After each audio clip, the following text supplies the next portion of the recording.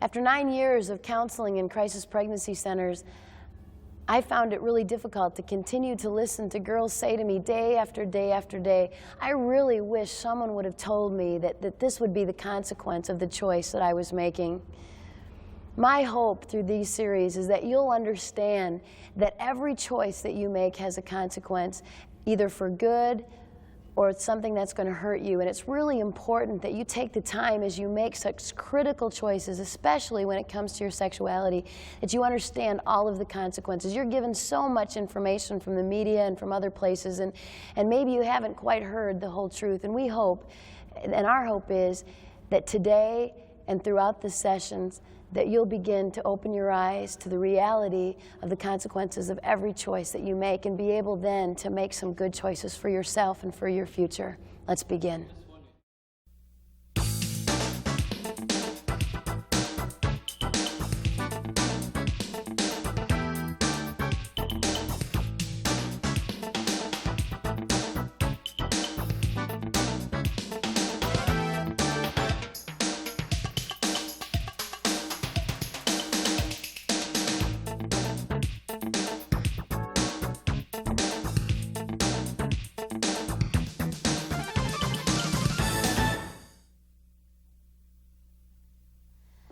I've been speaking full-time for about 4 years. I currently speak to about 250,000 high school and junior high students all over the country.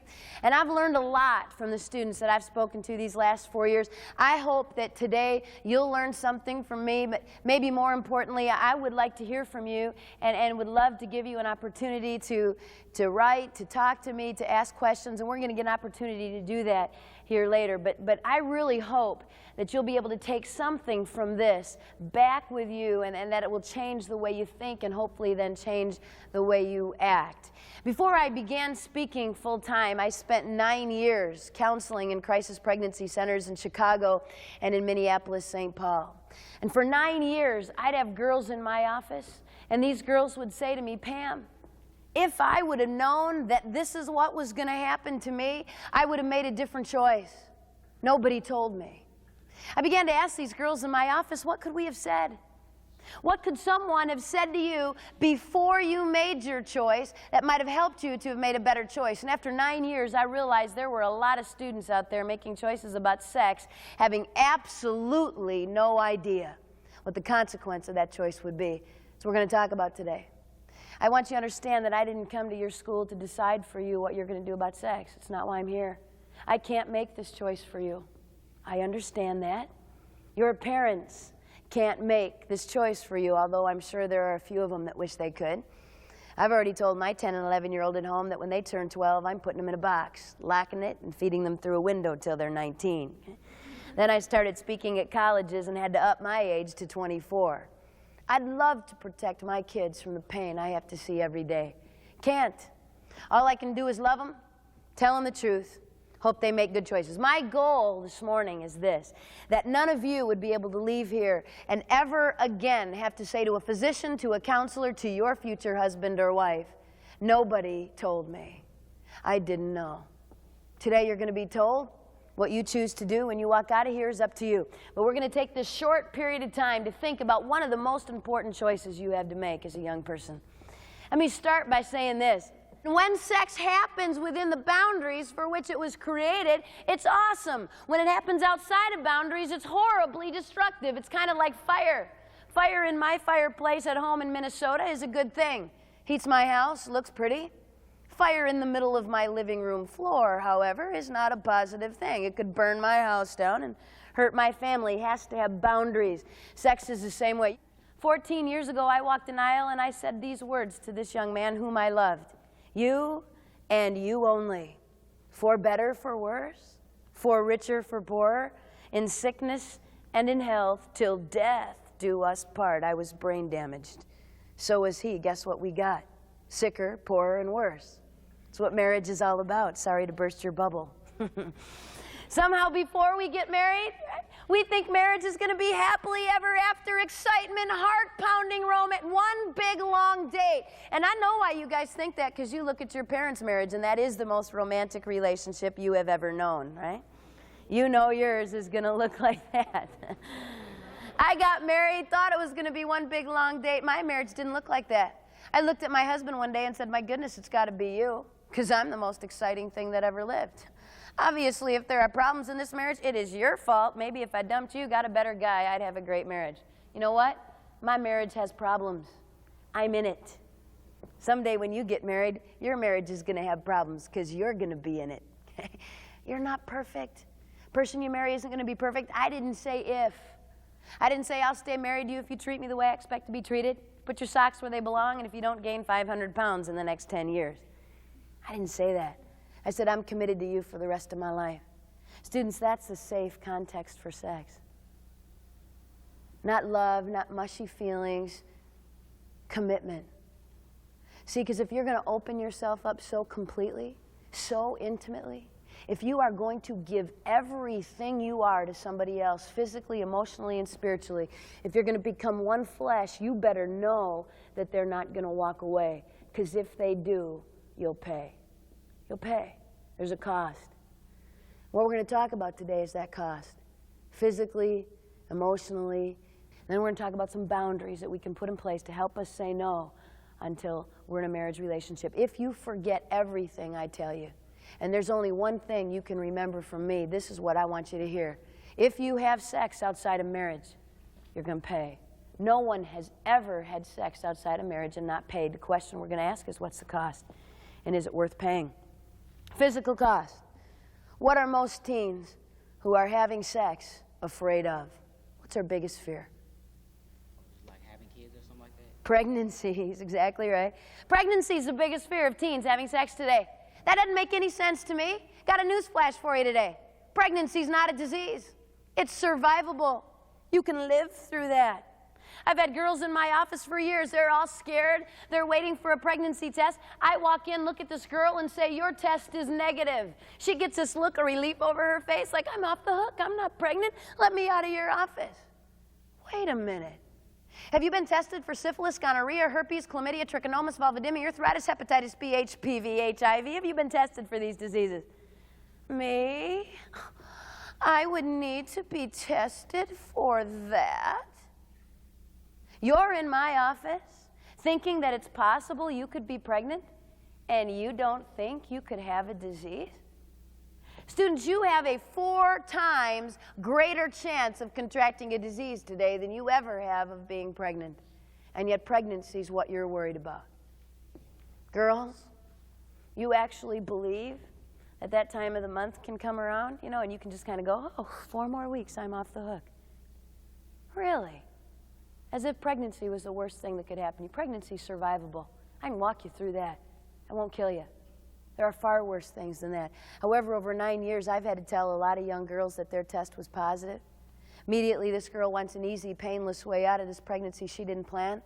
I have to look at this girl and say, guess what? Your choices at this point are bad, terrible, and even worse. Those are your options. You had a good choice. That was before you had sex. Now, all of your choices are going to carry lifelong consequences. No easy way out. Abortion's painful. I've counseled hundreds of women, 5, 10, 15 years after abortion, still hurting. I've counseled teen girls with anorexia, bulimia, depression, suicide because of an abortion they couldn't take back. Abortion hurts women. Parenting is not an easy choice. I had a 13-year-old deliver a baby a few years back. She started the 8th grade as a parent. It's going to be a lot of difficult years ahead for her. Girls, 8 out of 10 teen girls in this country who choose to parent their children will live below the poverty level for at least 10 years, most of them for the rest of their lives. And 9 out of 10 teen girls who choose to parent their children today will never attend or graduate from college. 9 out of 10. And 10 out of 10 of those girls sat in my office and said, well, not me. I'm going to finish high school, go to college, work full-time, be a doctor. Life happens to most of these girls. The #1 indicator of poverty in this country has nothing to do with race or where you live. The #1 indicator of poverty in this country is single-parent households and the age of that parent when they began single parenting. Long-term consequences to a choice like that, girls. Guys, in case you've fallen asleep because we're talking about pregnancy and you don't think this involves you, You get a girl pregnant in this country whom you are not married to. All 50 states, if you get a girl pregnant whom you're not legally married to, you need to understand that you have absolutely no right to the choice she makes. She can do whatever she wants. You have no say. If she decides to parent, however, guys, you now have legal responsibility. It's costing us over $30 billion every year to support teens parenting their children. We finally decided we can't let these guys walk away. Over the last couple of years, our country's been undergoing what we're terming as welfare reform. And last spring, the paternity laws just got teeth. We are today requiring in all 50 states the Social Security numbers of both parents on every birth certificate of every child born in this country. No longer will girls be allowed to say, I don't know who the dad is, don't want to name him. We will have your Social Security number. Only under extreme circumstances will that not be the case. Guys, if you are named as a father of a child, you'll be notified typically by your county. Send you a little note, tell you you've been named as the father of such and such a child, born to such and such a person on this date. You'll have a period of time, anywhere from 60 to 3 to 4 months, to show up at the county and say, it's not me, it's not me. You'll be given a paternity test. If, in fact, it proves that you are not the father, they're going to go back to mom and say, sorry, try again. Until we have someone's Social Security number on that birth certificate. Why did we change the law, guys? So we can send you a little note when your kid starts kindergarten? Why? What do you think? So people can't, like, be deadbeats? Well, what are we looking for? That's right, we're looking for money.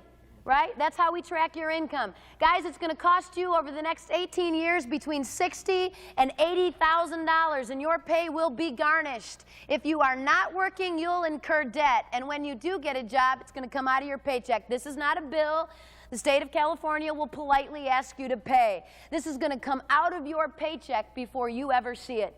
I was in a nice little northern Minnesota town speaking to a high school up there, small town. I got done speaking at this high school, and a senior guy got up in front of all of his classmates, told them all for the first time that he was a father. It was a girl vacationing in their town the summer before. He had no intentions of continuing that relationship, and 9 months later, he's a dad. He's allowed to see his daughter one weekend every 3 months. That's when they can arrange transportation. But he's being required by the state of Minnesota to pay $350 a month to support his infant daughter. It's based on his current income. He's working at Burger King. Looked at Sean that day and I said, Sean, if you had anything at all to say to the guy sitting here about what you learned, what'd you say? Anything at all. Sean said 2 words, don't drink. He said, I made a decision one night drinking I wouldn't have made sober, and I'm going to pay for that for the rest of my life. Not only will Sean pay, but so will a little girl from Minneapolis, so will their daughter, and so will every other relationship either of them have for the rest of their lives. Girls, you want to marry a guy someday who's got $350, $400, $500 a month going out of your family income to pay for a kid he had in high school he thought he could walk away from? It's a serious responsibility, young men. You better think about that before you have sex, because after, if you're not married today, is too late. It's too late. Third option a young girl has if she finds herself pregnant she didn't intend to be, which I happen to think is the most positive option available to girls today. But it's not without pain. It's going to carry consequences. It's adoption. It's the ability of a young girl to take the child she's carried with her for 9 months and loves with everything she is, to say, I want what's best for you and I'm not it. And I'm willing to go through this pain to give you a family. It takes a lot of courage, a lot of maturity, and a lot of love. Not an easy choice. 2 million requests for adoption will go unanswered this year. 2 million couples who would love to be parents who won't be. Girls, please hear this because this affects you. Infertility, the inability to have children, has risen over 500% in the last 6 years alone for reasons we're going to get into. You find out later in your life that you can't have children for whatever reason, chances you'll be able to adopt an infant in this country aren't good. Average adoption today takes between 8 and 10 years and costs between $10,000 and $20,000. There aren't infants available today.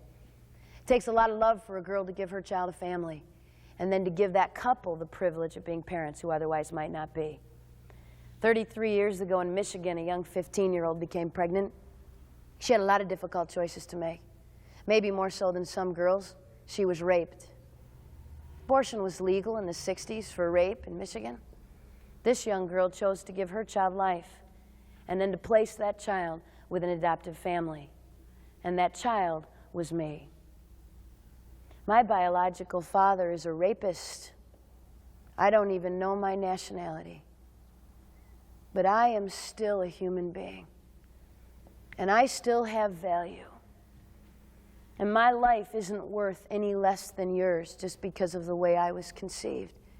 And I did not deserve the death penalty because of the crime of my father. And I've heard the rhetoric. And I've listened to people say, every child, a wanted and planned child, you're a mistake. I don't believe that. I believe that every child is wanted by someone. I've not met my birth mom. Someday I hope to. And someday when we meet, I'm going to wrap my arms around her and I'm going to tell her I love her because she loved me. She loved me enough to give me my life, and then she loved me enough to give me the next most special gift I was ever given, and that's my family. I don't know where I'd be today if she'd tried to raise me. And I'm so thankful she loved me enough to give me a family. Students, I came to your school today because I wouldn't want any of you sitting in here to ever have to make a choice like this. I've spent 9 years of my life walking girls through these choices, and let me tell you right now, there is no easy way out. The best choice is before you have sex. After that, your choices are going to get really tough. But hear me today, if you, someone you care about, were to find yourselves pregnant you didn't intend to be, please get some help. Don't make a choice like this alone. Make sure you find out where the crisis pregnancy center is close to you, where there's help, someone that can help walk through this crisis with you. Don't go through it alone. Pregnancy is survivable, though. We can live through that. That isn't the worst thing that could happen if you decide to have sex today. Far worse things than that. Today, in the next 24 hours, just today, 12,000 teens will contract a sexually transmitted disease. Today. 12,000 more tomorrow. 12,000 teens who got up this morning and said, like maybe somebody sitting in this room, it's not going to happen to me. Pam, that happens in Minneapolis and Chicago and LA and really scary places like that, but it doesn't happen in our town. And we're okay over here. You're wrong. In the 1950s, we had 5 sexually transmitted diseases we knew about and were treating today, and we've got over 50. Over 25 of them are significantly prevalent among teens today, and 30% of those are absolutely incurable. That means you get one of these diseases and you've got it for life, which is a lovely thing, guys, when you're getting ready to get married. You found this girl you love. This is it. She's the one you want to spend your life with. You pull out that diamond, you look her in the eyes. If you're really cool, guys, you'll get on your knees. Okay? You say, marry me. By the way, I've got genital warts. You'll get it too. We'll both be treated for the rest of our lives. In fact, you'll probably end up with a radical hysterectomy, cervical cancer, and possibly death. But marry me. I'm excited now. Thank you for sharing. Right? I mean, isn't that what you'd want to have to tell the person you're spending your life with someday? Lovely. HPV, genital warts, syphilis, gonorrhea, herpes, chlamydia, trichomonas, vulvodynia, arthritis, hepatitis B, hepatitis C, HIV, list goes on and on and on. These are serious diseases. They have serious consequences. Chlamydia, it's one of the more common diseases among young teens. Chlamydia. This is a bacteria. It's not a virus. It's easily treated and cured. If we knew you had it, we could help you. Here's the problem. Most high school, junior high students who are having sex, here's what they actually believe. Actually believe that if you get up the next morning and herpes isn't tattooed to your forehead, you don't have a disease. If I can't feel it, see it, touch it, I don't have it. Here's the problem with most of these diseases. There are no symptoms. You can't treat a disease you don't know you've got. We've got thousands of teens out there having sex going, well, it's not bothering me. Oh, I don't have a disease, never been tested, but I'm sure I don't. You have no idea. Girls, can I say this to you? Girls, you contract chlamydia one time in your lifetime, and there's a 25% chance you'll be sterile for the rest of your life. Contract this bacterial disease twice, girls, it jumps to 50%. Contract chlamydia 3 times, and there's a good chance you'll never have children. That guy can break up with you, walk away from you, meet another girl, marry her, and have a family. And you are scarred for life. We got women in their 20s, early 30s saying, I'd like to start my family, I'm ready. They try, can't get pregnant. They go running to an infertility specialist. He checks and says, my goodness, you've got all this scar tissue in your fallopian tubes, your ovaries, your uterus. You have pelvic inflammatory disease. You had chlamydia. What? I had a sexually transmitted disease? Well, how could I have had a disease and not even know? It's too late. Girls, I can't even the score here. You're going to pay a higher price every single time. Please don't miss this. Girls, you have an open sexual system. He has a closed sexual system. You are easier to infect, and you are far easier to damage on a permanent basis.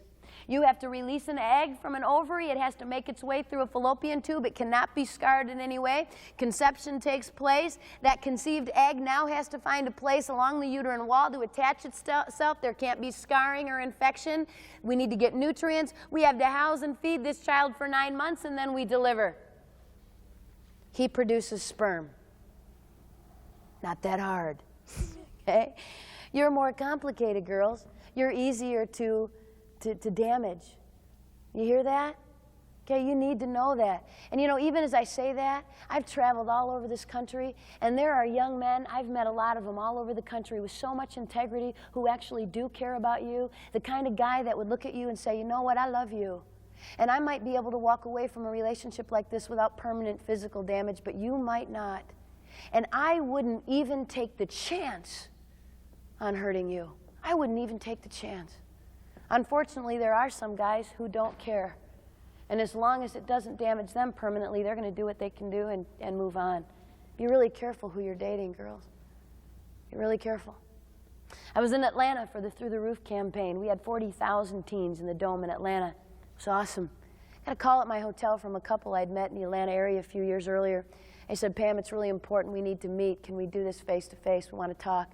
First time I met him, they said, Pam, we've got an agency, an attorney, a home study. We've been waiting 8 years for a baby. If you hear about a girl who might consider placing, tell her about us. July, got the call they'd been waiting 8 years for. There was a baby girl for them. They were so excited. They went out, bought pink, decorated their nursery, brought their little baby home from the hospital, 3 days old. They named her Anna Grace. Next day, Anna Grace wasn't eating well, was listless. Angie thought, maybe I'm a new mom. I don't know what babies are supposed to be doing. She got scared, called her pediatrician. Doctor said, bring the baby in first thing in the morning. Monday morning, they brought little Anna Grace to the doctor. Chris is holding the baby. Angie's filling out all the paperwork. Looked over at her infant daughter, who began to foam at the mouth and stopped breathing. She was rushed to an emergency room in Atlanta, where she died 6 hours later. Anna Grace had herpes. 14-year-old birth mom, her name was Robin. She gave herpes to her daughter during vaginal delivery. It's fatal to infants within days or weeks. Robin came to the funeral, and in tears, she looked at Angie and said, I was in the 8th grade. And I went to a football game on a Friday night, and an 18-year-old kid took me behind the bleachers, and my life will never be the same. Not only did this beautiful little 8th grader get pregnant that Friday night, but she contracted a virus, herpes, which she will have for life, which she'll give to her husband someday. She took the life of little Anna Grace. Students, just this week on the news, just this week, the CDC released statistics that herpes has increased 4-fold among teens and doubled among people in their 20s. There is no cure for this. Angie looked at me in tears. She said, Pam, please don't let our daughter die in vain. There are thousands of teens who have absolutely no idea it takes once. It takes once. Some of you sitting here are going to get a second chance to make this choice today. Some of you might not. And that's why it's so important you think about this stuff sitting here, not in the back seat of somebody's car on Friday nights. Okay? HPV, human papillomavirus. This is also a virus. Contract this, you'll have it for life. Pass it on to everyone you have sex with after infection. This is the fastest growing STD among 16 to 24-year-olds today. Also the most highly contagious viral STD we know. This is not transmitted the same way as HIV. We're going to talk about that in a second. HPV, human papillomavirus. Street name for this virus is genital warts. Basically, this is warts on your genital area that need to be burned off periodically, either through laser surgery or chemicals. We used to think that was the only big deal, you know. It's gross. You'd have to go back and have warts treated. Till we realized a few things about this virus. Number one is this. You can carry and transmit this virus to a partner without ever having warts. In fact, the most cancerous strains of this virus, and there are over 50, the most cancerous strains of this virus don't produce warts at all. Girls, if you do get warts or lesions as a result of being infected with this virus, girl, typically they will be on your cervix. When was the last time you saw your cervix?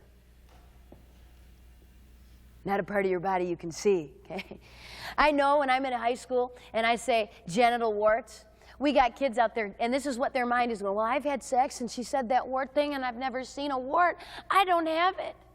If you've not been specifically tested by a physician for this virus and you've had sex, you don't know that you don't have it.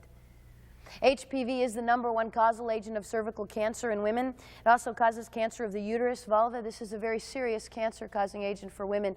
We've got girls as young as 18, 19, and 20 undergoing radical hysterectomies because of cervical cancer.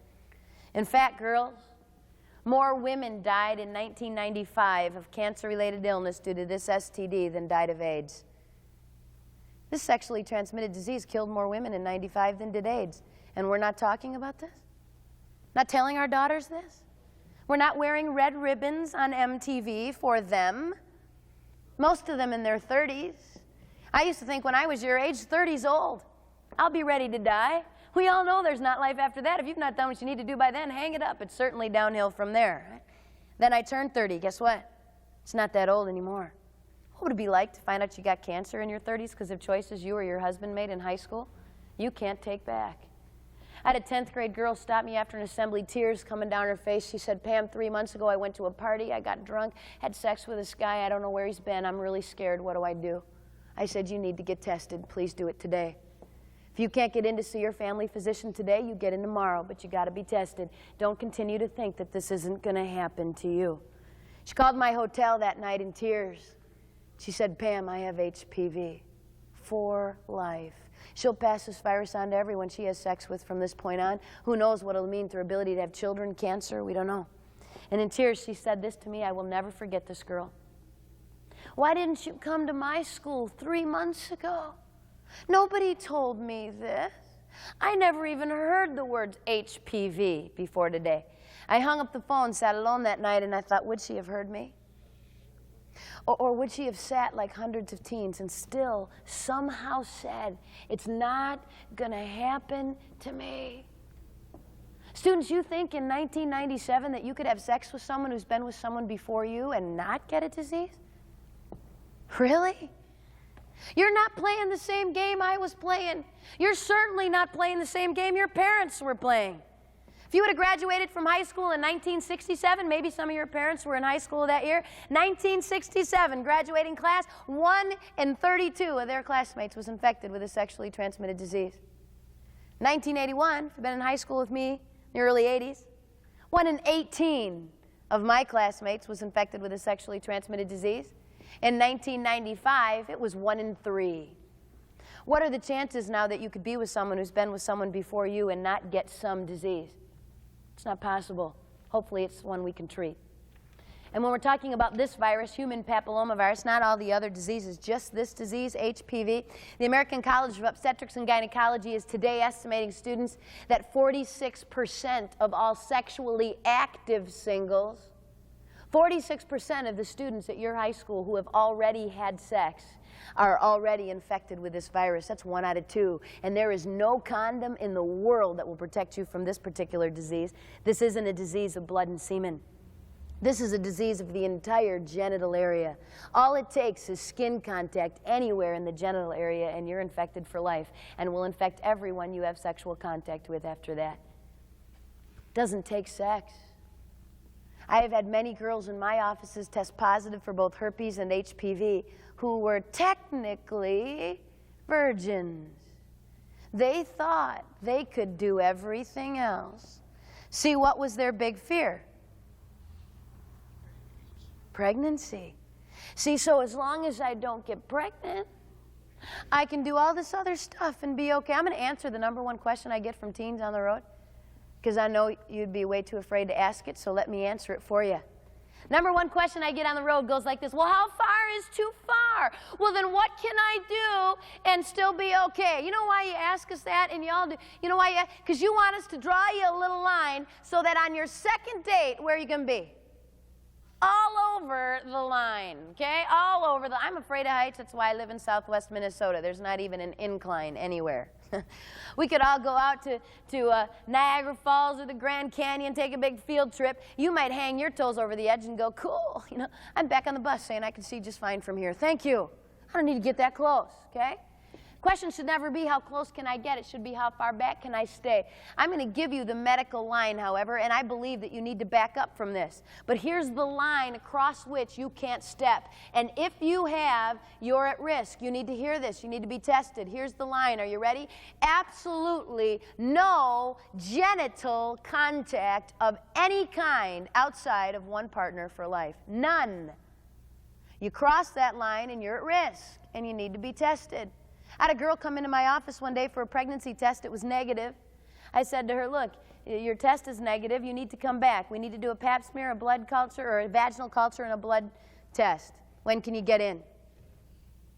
Oh, no, not me. I don't need those tests. Yeah, you do. No, you see, Pam, you don't understand. See, I have only been with my boyfriend, and he has only been with me. How do you know that? He told me. That's good.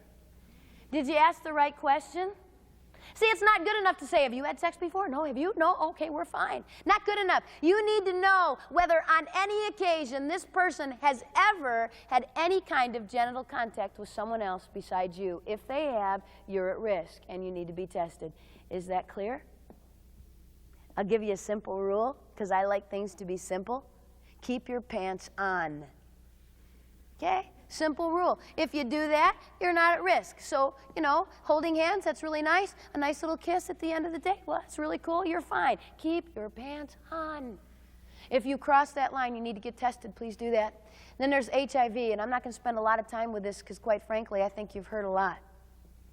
And the sad thing to me is you've heard so much about HIV that you don't even realize that there's all kinds of other diseases out there that are hurting people very terribly. But this is a virus, and it's an equal opportunity virus. It hurts the guys as much as it does the girls. We've never cured a virus in the history of the world. In light of that, what are we telling you to do to make sure you don't get this particular virus that will eventually kill you? I'm going to say 2 words. You got to play this game with me. Are you ready? Here's the rules. I'm going to say 2 words, and I want you, when I say these 2 words, to say out loud. Don't have to raise your hand, okay? Everybody participate. Out loud, the first thing that comes into your mind when I say these 2 words. This is a Freudian experiment. I don't want a paragraph. I just want 1 word, okay? And I want it to me, not to your neighbor. Are we all ready? Here we go. These 2 words. Safe sex.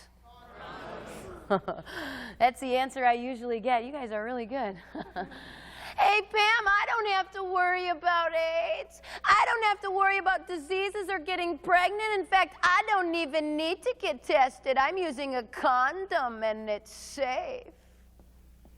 Anybody bother to tell you what the failure rate of that device is? I could show you research today that give you 30, 40, 10, 2, everything in between. We don't know. Biggest reason we don't know is we don't have the technology to test for this virus. Only the technology to test for an antibody present in your blood system at some point after you've been infected. What does that mean? It means if you've had sex, put yourself at risk for this disease, you could go down today and get tested for HIV, and you need to do that. Please do that. That test today is positive. You've been infected with HIV, will eventually come down with AIDS and die. If that test is negative today, what does that mean? What do you think? Could it be positive later? That's right. It means nothing. A negative test means nothing. You may or may not be infected. It could take 3 months, 6 months, a year. They're now saying in 4 to 6% of cases, it might take up to 3 years before you test positive. And in that period of time, you could be infecting someone.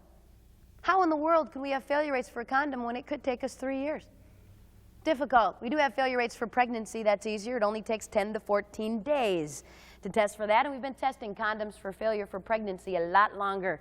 Current failure rate for pregnancy is 10 to 30%. 1 in 5 teenagers using a condom will be pregnant within 18 months. How many days out of the month can you get pregnant? It's a biology quiz. Got to go back to biology. Think hard. It's about 1 to 3, 24 to 72 hours in any given month. How many days out of the month can you get HIV or any other disease? Every single day, 365 days a year. Tougher question today. Are you ready? How many people can get pregnant? 50%, half, only women, correct? No matter what Arnold Schwarzenegger thinks, only women can get pregnant. How many people can get HIV? What's that going to do to your failure? You don't have to pass general math to figure that out. The sperm cell, which is one of the causal agents of pregnancy, so you're all with me. You there? Sperm cell is 450 times larger than an HIV virus in size. That's like the difference between a basketball and a BB. Go back to class. Everybody get your book open when you go back to class. I want you to look at the period at the end of a sentence. And when you see that period at the end of a sentence in your textbook, I want you to remember this. 300 million HIV viruses will fit in that space. How many will it take to infect you with this disease? It'll kill you. You're being told to use a condom? That it's safe? That you can sleep with whoever you want? It doesn't matter who they've been with, as long as you got a piece of latex, you're okay? Lost our minds, students. It's not safe. Never has been, never will be. See, safe sex isn't about latex. Safe sex is about a safe partner. And the only way that you can have safe sex is to not have sex, to marry someone someday who has not had sex before you and or is uninfected. And you have 3 years from the last time they had sex to prove that. And staying faithful to that partner for life. That's the only safe sex. And let me say, as I wrap this session with you, this. I know there are students who are sitting here listening on tape who've had sex. And you might be tempted to think, well, you know what, it's too late. No, it's not. Please, you have the same choice as everyone else. You can walk out of here and say, it doesn't matter, I've already done it, going to keep on doing it. It's a choice you have to make. Who's to say the next time you decide to put this gun to your head, it doesn't go off? When are you going to begin to build discipline, control, integrity in your relationships? You could start that today. I had a little girl say to me one day, came up to me after an assembly, she said, I'm a recycled virgin. She said, I had sex back here when I was 15, but I said no more. I'm not taking that risk. I'm going to wait until I'm married. I said, you know what's so awesome about that? Someday you're going to have to look at that guy and you're going to have to tell him you had sex when you were 15. You're going to have to rehearse your past. It is unconscionable to be with someone and not tell them everywhere you've been. But she's going to be able to say for the last 3 years, 5 years, 7 years, I've waited for you. And we're going to know what kind of permanent damage was done. We've had a period of years to make sure she's okay. Whatever you've done in the past, today you can choose to make better choices. Please do that. Please do that. For those of you who haven't had sex and have been teased and harassed, can I say this to you because you don't hear it from very many places? If you still have your virginity, you have something so special, so valuable. It's worth whatever it takes to get to your marriage with no past, no fear, and no baggage. And I know it's not easy. You've been laughed at. My senior year, senior breakfast, it was a proud moment in my life. I was voted by my fellow classmates most likely to become a nun. I made my stand clear in high school. It's worth it. Don't let the teasing get to you. You're the most valuable gift you'll give someone. Don't throw it away in a relationship that's temporary.